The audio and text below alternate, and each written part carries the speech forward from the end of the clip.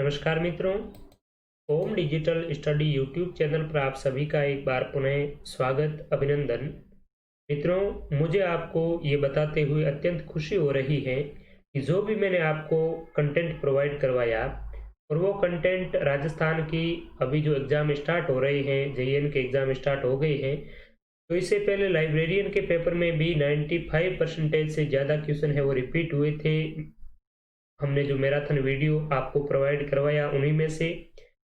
और मैंने आपको पहले भी बताया कि ये चीज़ें अगर आप अच्छी तरीके से देखकर पढ़कर चले जाएंगे तो निश्चित तौर पर आपको बहुत ही अच्छी हेल्प मिलने वाली है, बहुत ही आपकी तैयारी बेहतरीन हो जाएगी। और इसका आप प्रत्यक्ष प्रमाण आज के इस एग्ज़ाम में भी देख सकते हैं। और अब तक हम इससे क्विक रिवीजन टेस्ट में पुराने पेपरों का डिस्कस कर रहे थे, लेकिन आज का जो पेपर है ये नवीनतम है। आज ही का पेपर है RSMSSB के द्वारा जेईएन डिप्लोमा का पेपर है, जो सेकंड शिफ्ट में हुआ था। फर्स्ट शिफ्ट के पेपर का हम पहले भी डिस्कस कर चुके हैं, यानी कि उसमें भी मैंने आपको केवल और केवल क्वेश्चन आंसर बताए आंसर की के रूप में, और इसमें हम एक टेस्ट के रूप में इसका डिस्कस करेंगे। और आपको इन 40 प्रश्नों में से आपके कितने प्रश्न सही होते हैं वो भी आप कमेंट करके ज़रूर बताएं। और इस 40 प्रश्न में से लगभग 37 क्वेश्चन जो मैंने 3 मेगा वीडियो आपको प्रोवाइड करवाए थे, उन्हीं 3 मेगा वीडियोस से प्राप्त हुए हैं। प्रत्यक्ष रूप से अगर कोई सवाल नहीं भी आया हो तो भी मैंने जिस सवालों का एक्सप्लेनेशन दिया था आपको, तो उन्हीं में से काफ़ी सवाल है वो उठे हैं।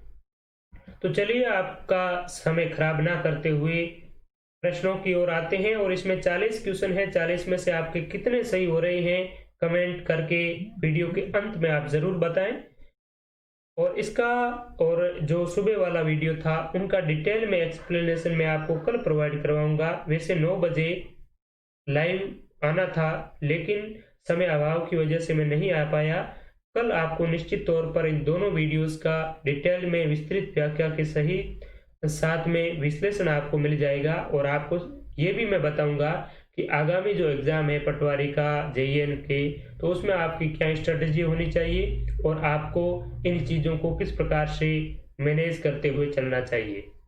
तो इस पेपर का पहला प्रश्न है, मरु विकास कार्यक्रम का वित्त पोषण होता है 100% राजस्थान सरकार द्वारा, 100% भारत सरकार द्वारा, 75% केंद्र सरकार व 25% राजस्थान सरकार, और 50-50% के अनुपात में दोनों सरकारों द्वारा। तो मरु विकास कार्यक्रम, डेजर्ट डेवलपमेंट प्रोग्राम, हमने जियोग्राफी के मैराथन वीडियो में बहुत ही अच्छी तरीके से इसे पढ़ा था, कंप्लीट जानकारी आपको प्रोवाइड करवाई थी। 75% केंद्र सरकार और 25% राज्य सरकार का इसमें हिस्सेदारी है। और ये कार्यक्रम 1977-78 में स्टार्ट किया गया था। ठीक है, शुरुआत में हमने पहले भी डिस्कस किया था कि ये केंद्र प्रायोजित योजना थी। उसके बाद में राज्य सरकार का भी 25% अंशदान है वो रखा था। राजस्थान में खस घास उत्पादित होती है। खस घास कौन से जिले हैं? तो इत्र बनाने के लिए जो सुगंधित घास है यही है वो खस घास। और इसका उत्पादन कौन से जिलों में होता है? जयपुर, अलवर, अजमेर, भीलवाड़ा, अजमेर, चित्तौड़गढ़, टोंक, सवाई माधोपुर, भरतपुर, अलवर, धौलपुर, करौली। तो खस घास का उत्पादन टोंक, सवाई माधोपुर और भरतपुर इन जिलों में होता है।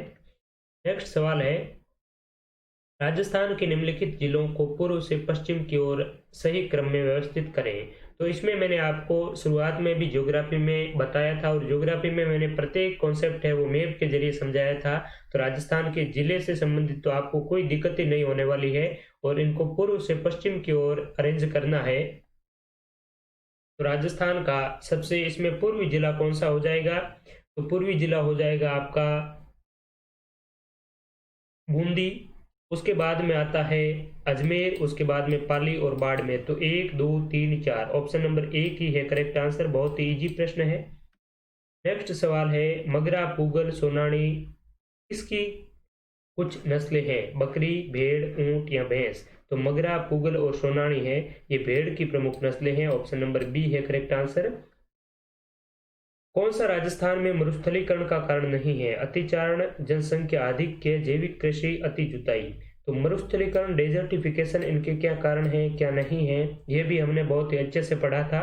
और इसका जो कारण है ये ऑर्गेनिक फार्मिंग नहीं है, जैविक कृषि इसका कारण नहीं है। अतिचारण से भी होती है, जनसंख्या आधिक्य, अति जुताई, ये क्यों होती है, क्या है इसका पूरा कॉन्सेप्ट हम कल के सेशन में अच्छी तरीके से समझेंगे। आज तो मैं आपको केवल और केवल एक कम समय में क्विक रिवीजन के रूप में, एक टेस्ट के रूप में इनका विश्लेषण है वो दे रहा हूँ। सीता माता अभ्यारण्य, ये जो राष्ट्रीय अभ्यारण्य है और इनकी अवस्थिति है, लोकेशन इसकी क्या है वो देखना है। तो सीता माता अभ्यारण्य, सरिस्का, किला देवी, केवला देव। तो सीता माता अभ्यारण्य है ये आपका प्रतापगढ़ जिले में है, सरिस्का अलवर में है, किला देवी करौली में और केवला देव है वो भरतपुर में है। तो इस प्रकार से 1 में सी, 2 में ए, ये 1 नंबर जो किया है इन्होंने करेक्ट आंसर, तो यही सही उत्तर है। ये भी वन्य जीव अभ्यारण्य और जिले दिए हुए हैं, रामगढ़ विषधारी, जवाहर सागर, ताल छापर, वन विहार। रामगढ़ विषधारी अभ्यारण्य बूंदी जिले में, जवाहर सागर कोटा में, ताल छापर चूरू में और वन विहार है ये धौलपुर में है। तो करेक्ट आंसर क्या हो जाएगा, ऑप्शन नंबर सी इन्होंने बिल्कुल करेक्ट किया है, रामगढ़ विषधारी बूंदी, जवाहर सागर कोटा, ताल छापर चूरू। ठीक है, नेक्स्ट है मोतीलाल तेजावत की भील संबंधी गतिविधियां एक ही आंदोलन के माध्यम से किस स्थान से शुरू हुई, झाड़ोल, उदयपुर, नेमड़ा और डूंगरपुर। तो मोतीलाल तेजावत की भील संबंधी गतिविधियां हैं ये झाड़ोल से स्टार्ट की थी इन्होंने, एक ही आंदोलन चलाया था 1921 में। नेक्स्ट है बूंदी राजमहलों में निर्मित चित्रशाला किस शासक की देन है, ये भी हमने मैराथन वीडियो में डिस्कस किया था। महाराव राम सिंह, महाराव उम्मेद सिंह, महाराव किशोर सिंह, महाराव छत्रसाल। तो बूंदी के गढ़राज प्रासादों में चित्रशाला है महाराव उम्मेद सिंह की देन है, ऑप्शन नंबर बी है सही जवाब। केसरी सिंह बारठ ने मेवाड़ महाराणा को 13 सोरठे किस भाषा में लिखकर भेजे, पिंगल, डिंगल, मेवाड़ी या पिंगल और मेवाड़ी दोनों। तो केसरी सिंह बारठ इसने जो 13 सोरठे भेजे इसे चेतावनी चुंगटिया के नाम से जाना जाता है और ये डिंगल भाषा में लिखकर भेजे थे। वैसे केसरी सिंह बारठ दोनों भाषाओं में लिखते थे, पिंगल और डिंगल। ठीक है, निरंजनी संप्रदाय के संस्थापक थे संत रामदास, संत निरंजन दास, संत हरिदास, संत रामचरण। तो संत हरिदास है निरंजनी संप्रदाय के संस्थापक, अच्छे से हमने डिस्कस किया था इसका भी। राजस्थान में विप्लव कहाँ प्रारंभ हुआ, यानी कि विप्लव का यहाँ पर जो रिबेलियन है ये किसके बारे में बात हो रही है, 1857 के।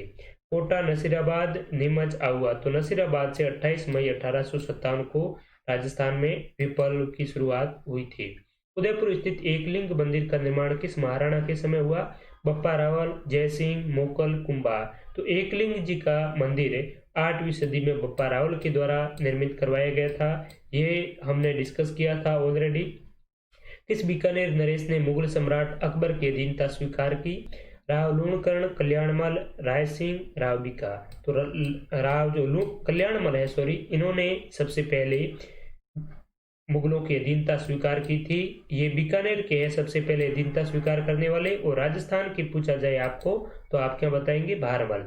राजस्थानी रामायण का रचनाकार किसे माना जाता है, सहजोबाई, समर्थ दास, मनीषी, समय सुंदर, सीताराम सेकरिया। तो ये प्रश्न मैं नया मान सकता हूँ, राजस्थानी रामायण है इनकी रचयिता समय सुंदर है, ऑप्शन नंबर सी है करेक्ट आंसर। नोगरी आभूषण कहाँ पहना जाता है, गला, सिर, हाथ और पांव। तो नोगरी आभूषण आपका गले में पहना जाता है, ऑप्शन नंबर 1 है करेक्ट आंसर। गला नहीं है, हाथ में पहना जाता है नोगरी आभूषण, हाथ में। ठीक है, और ये जो नेवरी आभूषण एक और होता है जो पांव में पहना जाता है, लेकिन नोगरी है ये आपका हाथ में पहना जाता है। 14 फरवरी 1948 को भारत सरकार ने भरतपुर प्रशासन पर अधिकार करके भरतपुर राज्य का प्रशासक किसको नियुक्त किया, वीपी मेनन, शोभाराम, उदयभान सिंह, एस.एन. सप्रू। तो एस.एन. सप्रू को भरतपुर का प्रशासक नियुक्त किया था 14 फरवरी 1948 को। कौन सा फसल प्रारूप राजस्थान के दक्षिणी पूर्वी आर्द्र मैदानी कृषि जलवायु प्रदेश में पाया जाता है, कपास, सरसों, बाजरा, ज्वार, मक्का, बाजरा, कपास, मक्का, मूंगफली और चावल, गेहूं, सोयाबीन। राजस्थान का दक्षिण पूर्वी आर्द्र जो कृषि जलवायु प्रदेश है, ये क्षेत्रफल की दृष्टि से सबसे छोटा है और इसमें जो फसलें पाई जाती है वो है चावल, गेहूं और सोयाबीन। ऑप्शन डी हमारा करेक्ट आंसर होगा। वैसे यहाँ तक तो ठीक है, इसमें कपास और मक्का यहाँ पर होता है बहुतायत में, लेकिन मूंगफली है यहाँ पर आपकी नहीं होती। लेकिन डी ऑप्शन को देखा जाए तो सबसे ज्यादा जो दक्षिण पूर्वी भाग है इस पे कपास होता है, इसके अलावा चावल और सोयाबीन भी सबसे अधिक मात्रा में होता है, लेकिन गेहूं भी यहाँ पर प्रचुरता में होता है, ऐसी बात नहीं है गेहूं नहीं होता है। तो इसमें डी आंसर है वो सी की अपेक्षा ज्यादा सटीक है, तो हमारा सही उत्तर हो जाएगा ऑप्शन नंबर डी। राजस्थान में जून माह में न्यूनतम वायुदाब किस जिले में संभावित है? वह है नागौर, झुंझुनू, जैसलमेर, उदयपुर। तो वायुदाब का कॉन्सेप्ट भी मैंने आपको बहुत ही अच्छी तरीके से समझाया था। जैसलमेर जिले में जून महीने में न्यूनतम वायुदाब होता है, क्योंकि तापमान अधिक होता है और वायुदाब ऑटोमेटिकली कम ही होगा, ये एक दूसरे के विपरीत है। राजस्थान में कौन से जिले में पारिस्थितिकीय समस्या सेम से भीषण प्रभावित है? बांसवाड़ा, डूंगरपुर, जालोर, सिरोही, श्रीगंगानगर, हनुमानगढ़, भरतपुर, धौलपुर। तो सेम की समस्या श्रीगंगानगर, हनुमानगढ़ के इंदिरा गांधी जो नहर वाला एरिया है यहाँ पर सेम की समस्या राजस्थान में सबसे ज्यादा है, और यहाँ पर गंग नहर भी है, तो इसी की वजह से दोनों का मिला जुला रूप होने की वजह से सेम की समस्या यहाँ पर सबसे ज्यादा है। हवाई अड्डा और शहर: महाराणा प्रताप हवाई अड्डा उदयपुर, नाल हवाई अड्डा बीकानेर, सूरतगढ़ हवाई अड्डा जोधपुर, कोटा हवाई अड्डा कोटा। तो ये हमने हाल ही में इस प्रकार का क्वेश्चन है वो क्विक रिवीजन टेस्ट सेशन में डिस्कस किया था। यहाँ पर दे रखा था जोधपुर हवाई अड्डे के आगे उन्होंने पालम हवाई अड्डा दे रखा था, और यहाँ पर सूरतगढ़ हवाई अड्डा जोधपुर। तो सेमी के सवाल है, सूरतगढ़ जो हवाई अड्डा है ये श्रीगंगानगर सूरतगढ़ में है, और जोधपुर हवाई अड्डा का नाम है रातानाडा हवाई अड्डा या जोधपुर हवाई अड्डा इसे कहते हैं। 1857 की क्रांति के समय मेजर स्पॉटिस वुड कर्नल न्यूबरी की हत्या किस छावनी में की गई? नीमच, ब्यावर, नसीराबाद, खेरवाड़ा। तो इन लोगों की हत्या है ये नसीराबाद में की गई थी। ऑप्शन नंबर सी करेक्ट है। 28 मई 1857 को यहाँ पर क्रांति की शुरुआत हुई और इन लोगों की हत्या है इस क्रांति के दौरान है वो की गई थी। ठीक है, नेक्स्ट है संस्कृति में किसे बनास संस्कृति के नाम से जाना जाता है? आहड़, सरस्वती, द्रव्यवती संस्कृति या दृष्टदत्ती। तो बनास संस्कृति के नाम से आहड़ संस्कृति को जाना जाता है। ऑप्शन नंबर ए है करेक्ट आंसर। महाराणा सांगा के मृत शरीर का दाह संस्कार किस स्थान पर किया गया? मांडलगढ़, कुंभलगढ़, खानवा, बसवा। तो महाराणा सांगा के शरीर का जो दाह संस्कार है ये मांडलगढ़ में किया गया था, मांडलगढ़ भीलवाड़ा। महाराणा सांगा ये सही प्रकार का प्रश्न है। 1857 की क्रांति के समय कोटा के प्रमुख नेता जयदयाल तथा मेहराब खान क्रमशः कहाँ के निवासी थे? ये बहुत ही अच्छा प्रश्न है। जयदयाल और मेहराब खान हमने कई बार पढ़ा। 15 अक्टूबर 1857 को कोटा में विद्रोह किया इन्होंने, ठीक है, लेकिन ये निवासी कहाँ के थे? मथुरा, धौलपुर, मथुरा, करौली, धौलपुर, कोटा और कोटा झालावाड़। तो जयदयाल तो आपके मथुरा के थे और मेहराब खान है ये करौली के थे। ठीक है, मेहराब खान रिसालदार थे और जयदयाल है ये एक भूतपूर्व वकील थे। नेक्स्ट है 1857 में राजपूत राज्यों से संधियां करने का उत्तरदायित्व ब्रिटिश कंपनी ने किसे सौंपा? Metcalfe, Lord Wellesley, Cornwallis, Sir George Barlow. ये भी मैंने बहुत ही अच्छी तरीके से आपको बताया था इसके बारे में, और टेस्ट सेशन में मैंने आपको प्रश्न भी पूछा था कमेंट बॉक्स में जवाब देने के लिए। सामेला शब्द किस अवसर पर प्रयुक्त होता है? जन्म के अवसर, विवाह के अवसर, गोना के अवसर या मृत्यु के अवसर। तो ये भी ऑलरेडी हम डिस्कस कर चुके हैं सामेला विवाह के अवसर पर। नेक्स्ट है लोकनायक के मेले को सांप्रदायिक सद्भावना का प्रतीक माना जाता है? पाबूजी, गोगाजी, तेजाजी, रामदेव जी। ये तो बहुत बिगिनर स्टूडेंट भी इन्हें सही कर देगा, रामदेव जी करेक्ट है। लांगुरिया नृत्य किस मेले का प्रमुख आकर्षण है? शीतला माता मेला, करणी माता, केला देवी और जीण माता। तो केला देवी करौली का लांगुरिया नृत्य है वो प्रसिद्ध है, हमने कई बार इसके बारे में पढ़ा है, डिस्कस किया है। कुंभा के शासनकाल में चित्तौड़ का वास्तुकार कौन था? मंडन, विद्याधर, दीपक और निहाल चंद। तो यहाँ पर आपको पूछा जाए, ऑप्शन तो खैर मंडन करेक्ट होगा, लेकिन अगर चित्तौड़ नाम ना आए ना तो आपको ये भी करेक्ट बताना है, दीपक भी कुंभा के शासनकाल में ही था। दीपक, इन्होंने रणकपुर की वास्तुकला को संजोया था, रणकपुर जैन मंदिर को। राजस्थान के एकीकरण के पूर्व राजस्थान में कितने रियासतें और ठिकाने थी? बहुत ही इजी प्रश्न है। 18 रियासतें, 15, 19 या 20? तो 19 रियासतें, 3 ठिकाने और अजमेर मेरवाड़ा एक केंद्र शासित प्रदेश था एकीकरण के दौरान। कौन सा समूह राजस्थान की पर्वत चोटियों का उनकी ऊंचाई के अनुसार सही अवरोही क्रम है? गोगुंदा, अचलगढ़, जरगा, तारागढ़, शेर, जरगा, अचलगढ़, तारागढ़, जरगा, शेर, अचलगढ़, तारागढ़, जरगा, गोगुंदा, तारागढ़, अचलगढ़। तो राजस्थान की पर्वत चोटियों का सही अवरोही क्रम है, ये ऑप्शन नंबर ए बी हो जाएगा, शेर, जरगा, अचलगढ़, तारागढ़। बहुत ही अच्छी तरीके से मैंने ज्योग्राफी में आपको सभी चोटियां हैं वो बताई थी। त्रिकाल का संबंध है, ये भी हम ऑलरेडी डिस्कस किया हुआ है ज्योग्राफी के मैराथन वीडियो में। बेरोजगारी, जल एवं घास, अनाज, जल एवं चारा, चारा, बेरोजगारी एवं अनाज, जल, घास एवं आवास। तो अन्न, जल और चारे, इन तीनों की अगर कमी हो जाती है तो उसे त्रिकाल की स्थिति कहते हैं, त्रिकाल की दशा होती है। तो अन्न, जल और अन्न यानी अनाज, जल और चारा। ठीक है, ऑप्शन नंबर बी है करेक्ट आंसर। किस प्रदेश में अल्फीसोल समूह की मृदा मिलती है? जयपुर, अलवर, दौसा, जैसलमेर, बाड़मेर, पाली, उदयपुर, सिरोही, पाली, कोटा, बूंदी, भरतपुर। अल्फीसोल प्रकार की जो मृदा है ये आपकी जयपुर, अलवर और दौसा यानी कि उत्तर पूर्वी राजस्थान में देखने को मिलती है। नेक्स्ट है, सुमेलित करना है मुख्य नदी और सहायक नदी। साबरमती, वात्रक, माही, कमला, लूनी, अनास, चंबल, परवन। तो साबरमती की, वत्रक, मेसवा, हतमती, वाकल, ये सभी सहायक नदी है। हमने ऑलरेडी डिस्कस कर चुके हैं, हम ज्योग्राफी की वीडियो में किया था अच्छी तरीके से इसका डिस्कस। माही, कमला, तो देखिए इसके बाद में भी देखते हैं हम लूनी, अनास और चंबल, परवन। तो इसमें सबसे जो सटीक आंसर है वो हमें चूज करना होता है। ठीक है, यहाँ पर देखिए लूनी और अनास, तो लूनी और अनास का ना तो प्रत्यक्षत संबंध है ना अप्रत्यक्षत संबंध है। ठीक है, तो इसमें करेक्ट आंसर क्या होगा? सी, अनास है।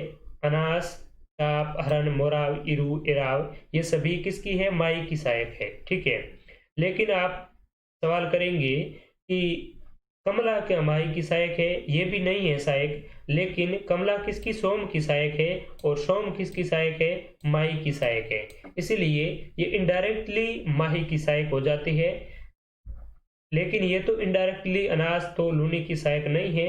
तो यहाँ पर सबसे सटीक आंसर हमें देखना होता है। तो ऑप्शन की चारों जो ऑप्शन है उनको अच्छी तरीके से देखकर ही आप जवाब दिया करें। ठीक है, प्राकृतिक आपदा राजस्थान में घटित होने की न्यूनतम आशंका है।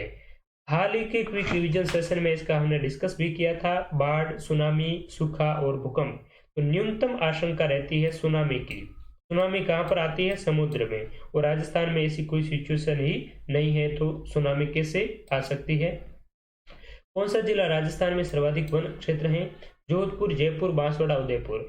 सबसे ज्यादा वन क्षेत्र उदयपुर जिले में है। ये हमने अलग आपको एक प्रोवाइड करवाई थी वन स्थिति रिपोर्ट भी नवीनतम, तो उसमें भी मैंने आपको बताया था, और मैराथन वीडियो में भी आपको ये चीजें मिल जाएगी।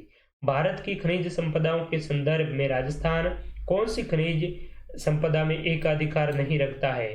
तो पन्ना, वोलेस्टोनाइट, इसके अलावा जिंक है, सीसा, जस्ता, संगमरमर, इसमें राजस्थान एकाधिकार रखता है, लेकिन पेट्रोलियम में एकाधिकार नहीं है। लेकिन यहाँ पर भी थोड़ा डाउटफुल मामला है, ये क्वेश्चन डिलीट भी हो सकता है और इसको रख भी सकते हैं। ठीक है, तो यहाँ पर सबसे सटीक अगर आंसर देखा जाए तो हमारा बी ऑप्शन है वो करेक्ट होगा। ठीक है, पेट्रोलियम का राजस्थान में महाराष्ट्र के बाद में दूसरा स्थान है। मानसी वाकर परियोजना से किस शहर को पेयजल उपलब्ध किया जाएगा? राजसमंद, जोधपुर, उदयपुर और पाली। तो मानसी वाकर परियोजना से राजस्थान के उदयपुर को पेयजल है वो उपलब्ध किया जाएगा। ऑप्शन नंबर सी है करेक्ट आंसर। कमर्शियल लिफ्ट नहर का लाभान्वित जिला युग्म है? बीकानेर, गंगानगर, बीकानेर, नागौर, जैसलमेर, जोधपुर, चूरू और झुंझुनू। तो कमर्शियल लिफ्ट नहर से लाभान्वित जो जिला है ये आपका हो जाएगा बीकानेर और गंगानगर। तो मित्रों, आज के सेशन में जो 40 प्रश्न पूछे गए हैं किसके, राजस्थान जीके के, और राजस्थान जीके के ये प्रश्न आज ही के एग्जाम में कर्मचारी चयन बोर्ड ने पूछे थे और उन प्रश्नों का हमने एक टेस्ट के रूप में डिस्कस किया। आप कमेंट करके बताइए कि 40 में से आपकी स्कोरिंग क्या रही है, ठीक है। और निश्चित तौर पर आपने वो वीडियोस देखे हैं तो आपके मैं गारंटी के साथ कहता हूं कि 35 प्लस क्वेश्चन है वो बहुत ही, अगर आपने एक बार सरसरी नजरों से भी वीडियो देखा है तो आपके कवर हो जाएंगे।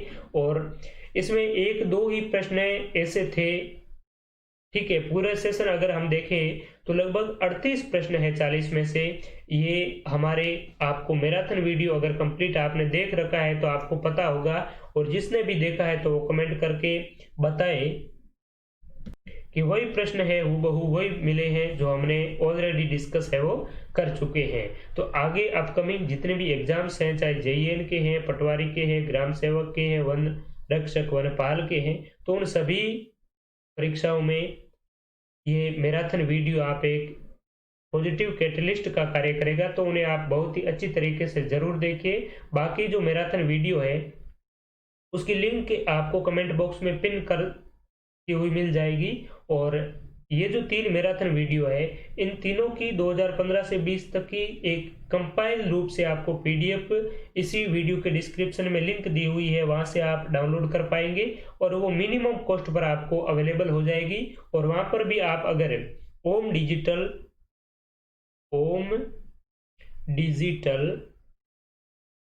20 यानी कि ओम डिजिटल 20 आप अगर डिस्काउंट कोड यूज करेंगे तो आपको 20% डिस्काउंट भी मिल जाएगा।